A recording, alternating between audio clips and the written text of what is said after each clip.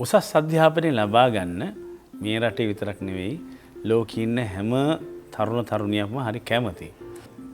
මේ රටේ පුද්ගලික ආයතනයක් හැටියට ඉහළින්ම ඉන්න ලීඩිං හයර් එඩියුකේෂන් ඉන්ස්ටිටියුට් එක තමයි ICBT එක. අවුරුදු 25කට වඩා අත්දැකීම් තියෙන පුද්ගලික විශ්වවිද්‍යාලයක්. ඒ වගේම ICBT එක ඇතුලේ 20000ක් පමණ ශිෂ්‍ය ශිෂ්‍යාවන් අධ්‍යාපනය හදාරනවා.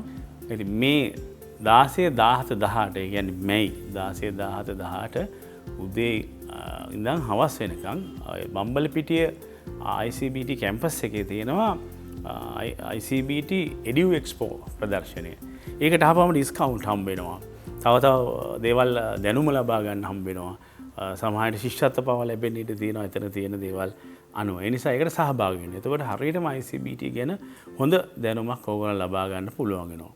මට හිතෙනවා අපේ දැයේ දරුවන්ට රජයේ විශ්වවිද්‍යාලවලට යා නොහැකි බරපතල සංඛ්‍යාවක් උසස් පෙළ සමත් වෙනවා.